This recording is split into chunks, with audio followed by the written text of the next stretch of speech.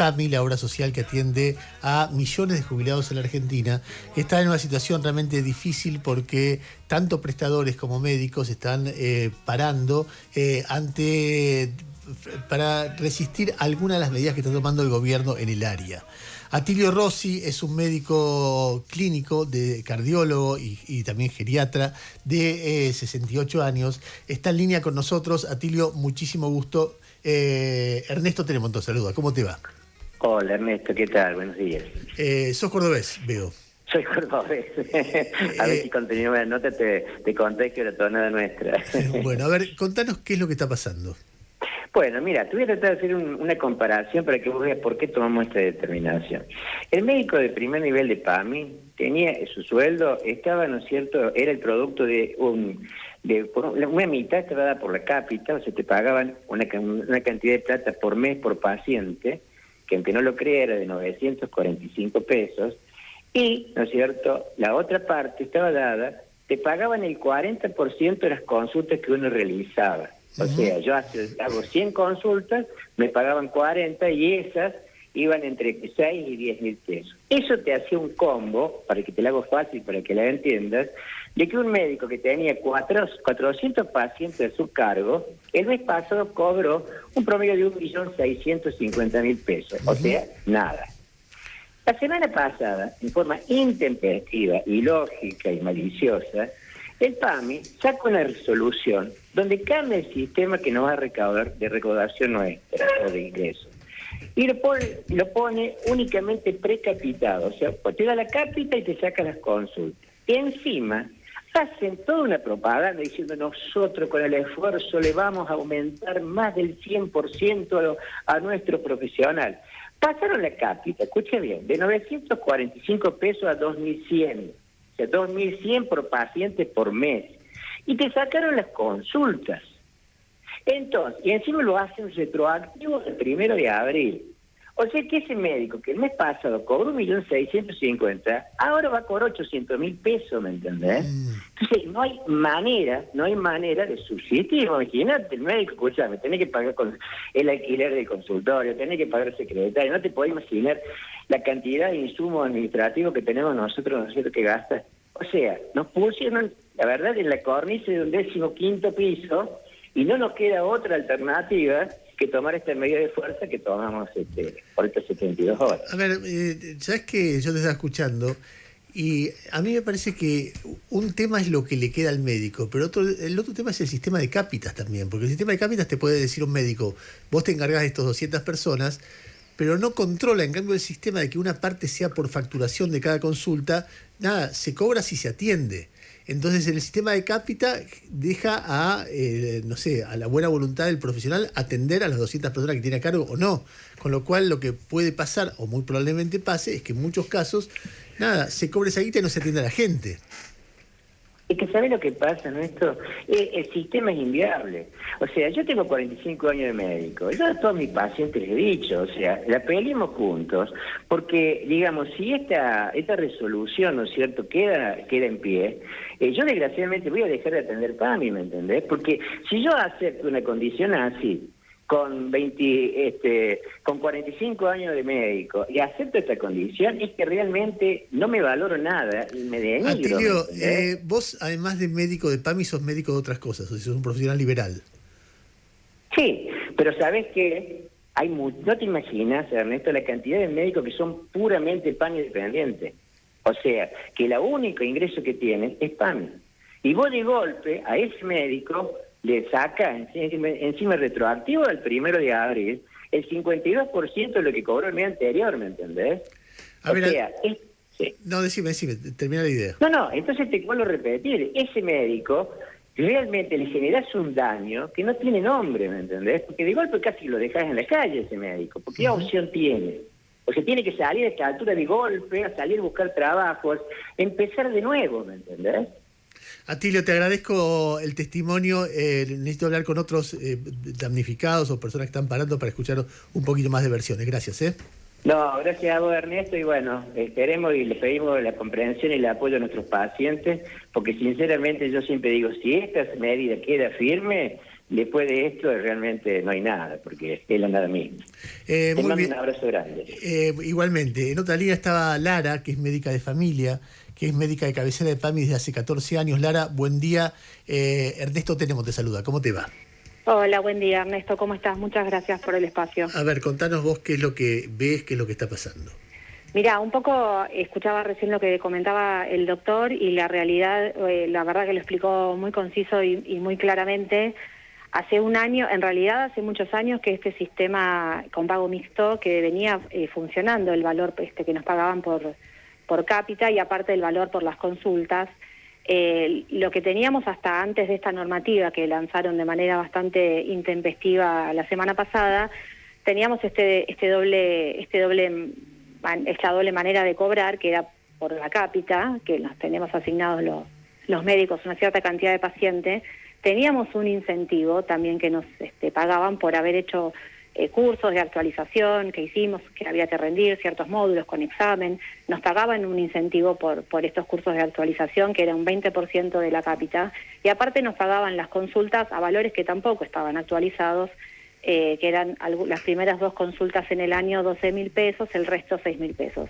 Con esta nueva resolución limitan solo al pago de la cápita, que sí, o sea, es verdad lo que ellos dicen, que aumentaron el valor a 2.100 pesos, pero solo nos van a pagar eso. Nos sacan el incentivo del curso de actualización, nos sacan los pagos por consultas, que tampoco solo lo que nos van a agregar como pagos son estos pagos si uno hace visitas domiciliarias y estos pagos cuando uno atiende quizás pacientes que estén fuera de nuestra cápita, que tampoco nos informaron de cuánto van a ser esos pagos. Más allá de todo el trabajo que es el médico de cabecera, que es es el primer contacto del paciente para que nosotros podamos hacer la consulta, hacerle las recetas, derivarlos a los especialistas, pedir los estudios, todo lo tenemos que hacer nosotros. Eso lleva un montón de trabajo, no solo en la consulta médica, mucho trabajo administrativo, mucho trabajo de carga de formularios, de planillas. Esto aparte de que le han sacado a la mayoría de los pacientes los medicamentos gratuitos, hay que completar planillas para que hagan el trámite en las agencias, cargar formularios para que les entreguen pañales que hay que renovar cada 6 meses. Los pacientes que tienen internación domiciliaria también debemos cargar los formularios y renovarlos cada 3 meses. Transcripción de estudios de pacientes que se atienden en hospitales públicos. Hay un montón de pacientes de PAMI, yo atiendo en Capital, que se atienden en hospitales públicos porque tienen los hospitales públicos del gobierno de la ciudad asignados como centros de atención. En los hospitales públicos no tienen sistema de PAMI. Los médicos de los hospitales les hacen las órdenes de todo lo que les solicitan en papel y siempre les dicen, vayan a su médico de cabecera que le transcriba todo. Tenemos un montón de trabajo administrativo per se nuestro, sumado más todo lo que tenemos que también transcribir de pacientes que se atienden en estos prestadores que no tienen sistema de PAMI. Bueno, el sistema que muchas veces no funciona bien, nos han reducido la cantidad de estudios que podemos pedir. No podemos pedir los médicos de cabecera de PAMI ni un electrocardiograma. Esto es algo que surgió hace unos meses, algo tan básico, tan económico, que lo hace un técnico, no te digo ni con un informe, o sea, porque yo leo los electrocardiogramas, no podemos solicitar un electro.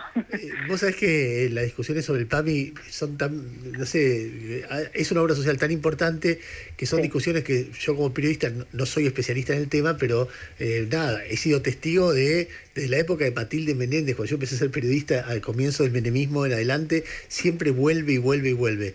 Me parece que estamos ante el ajuste más grande que uno registre de los fondos del PAMI, ¿no? Totalmente.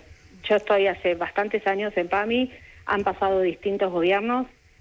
En el gobierno de Macri también hemos sufrido un montón de reducciones y esto de haber sacado los medicamentos gratuitos también y que tengan que completar formularios los pacientes. Ahora, ¿cómo hace una persona de 80 años que tiene el ingreso de jubilación mínima, que son la mayoría, y de repente le quitan, no sé, los medicamentos contra la presión, por ejemplo?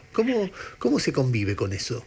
Es gravísimo. Vienen al consultorio y a mí me lo plantean llorando muchas veces que no saben si alquilar, si comer o si comprar los medicamentos.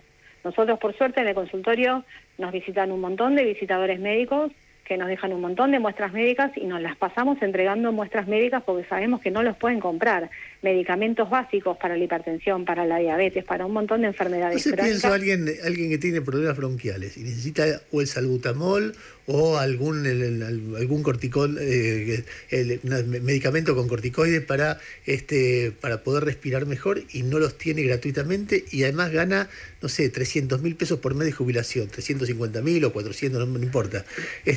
¿Cómo respira? Es decir, son cosas que son como muy elementales, ¿no? De pensar. Sí, son elementales. Nosotros ayudamos lo más que podemos. En el consultorio donde nosotros estamos somos 7 médicos de cabecera, tenemos una cantidad de pacientes increíble que a veces no solo vienen para la consulta o para pedir las recetas o lo que necesiten, sino para pedirnos a ver si los podemos ayudar con muestras médicas, para pedirnos ayuda porque no se pueden bajar la aplicación de PAMI para ver si tienen recetas cargadas. Muchos no tienen celular, entonces no pueden tener esta aplicación que está bueno, el avance está perfecto, pero digo, son adultos mayores que muchas veces no tienen un hijo, un nieto, un vecino, alguien que los pueda ayudar. Y la verdad es que nosotros, desde la parte médica, hacemos todo lo que podemos, pero también desde todo lo administrativo, desde la ayuda de un montón de otros aspectos, que la verdad es que están bastante solos. Y los pacientes que no tienen familia o otra red de contención es muy difícil. Y la verdad es que muchas veces se nos sientan adelante en la consulta que no saben si comprar los remedios o comer, y que muchas veces no pueden pagar más un alquiler y se van a una habitación en un hotel.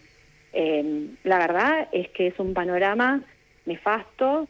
También escuchaba lo del plan Remediar, que lo han sacado, y también eso es algo gravísimo.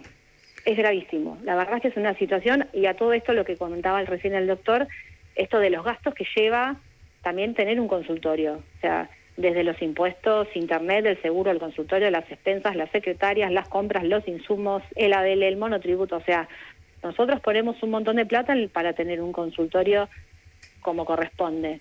Si nos bajan a estos valores los ingresos, la verdad es que nos ponen entre la espada y la pared para seguir trabajando, y les va a pasar esto a un montón de médicos de cabecera en todo el país. Lara, muchísimas gracias por tu testimonio. Te mando un beso. Gracias. Gracias a vos. Un beso. Hasta luego. A ver, en otra línea está Gerardo, 38 años, trabaja en el rubro óptico, o sea, es un prestador del PAMI. Gerardo, buen día. Ernesto Tenemos te saluda. ¿Cómo te va?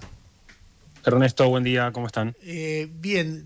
Perdóname lo que te voy a decir, trata de ser el testimonio lo más breve posible porque estamos muy sobre la hora, pero me interesa escuchar el testimonio no de un médico, sino de un prestador. ¿Qué es lo que está pasando? Bien. Bueno, en principio, desde hace 4 meses, estamos hablando de diciembre, que se cortó la cadena de pago. Son todos materiales entregados en el mes de noviembre en adelante, así que ya venimos con 4 meses de atraso en lo que es la facturación. A su vez, esta semana pasada nos han bloqueado el sistema de PAMI, o sea que no podemos tomar una receta más. O sea, viene la gente con la receta al negocio y no podemos tomar una receta. Nosotros somos los únicos que hacemos PAMI sin cargo acá en nuestra ciudad y el flujo que viene es muchísimo. Y la verdad que se complica poder atender a la gente. La gente se va sin el anteojo, que es algo básico, ¿no? Ahora, Gerardo, vos estás trabajando para el PAMI ¿hace cuánto? Para el PAMI hace 15 años. ¿Pasó alguna vez algo parecido? No. Algo así a esta magnitud no. Sí hubo algo parecido, algún corte, un retraso en algunos cambios de gobierno que hubo, pero no de esto de directamente cerrar la canilla, como quien dice, porque no se entrega un lente. ¿Y pudiste tener, aunque sea a nivel informal, alguna información respecto de esto? ¿A qué se debe? ¿Cómo lo explican? ¿Por cuánto dura? No, nada. Eso es lo peor de todo, porque dependemos muchas familias de nuestro trabajo y uno arma una estructura para poder atender a la gente, a hacer inversión, para poder trabajar sin cargo PAMI, y la verdad que ni siquiera te digan nada, porque no sabemos nada, ni cuándo van a pagar, ni cuándo se van a restablecer las prestaciones. Viene la gente y no sabemos qué decirle. A ver, porque en el caso de los médicos lo que están anunciando es que les van a pagar menos. En el caso de los prestadores no les están pagando nada y no les están habilitando ni explicando por qué no pueden cargar nuevas órdenes, ¿no? Nada. La verdad que no. Y tampoco sabemos, a ver, si por lo menos supiéramos cuándo vamos a cobrar lo adeudado para poder, no sé, acomodarnos nuestra economía, porque también, imagínate que uno debe cosas personales por no poder cobrar tampoco Claro. lo que tenés que trabajar. Sí, no es solamente la angustia Eh, del jubilado, sino la angustia de que tiene una pequeña empresa que abastece esto, ¿no? no, claramente, claramente. Tenemos 6 familias que dependemos del trabajo, con algunos con chicos, y no saber ni siquiera si nos van a pagar, cuándo nos van a pagar, tampoco lo ajustan por inflación, o sea que no, es complicado el tema. Gerardo, cerrá la nota como a vos te parezca. Bueno, nada, ojalá que podamos tener en las próximas horas algo de información, que es lo más importante para ser un poco más previsible. Uno tiene inversiones en mercadería, en maquinaria, en gente para trabajar y que esté pasando esta situación, la verdad que es muy angustiante. Muy bien, gracias, te mando un abrazo. Otro, hasta luego.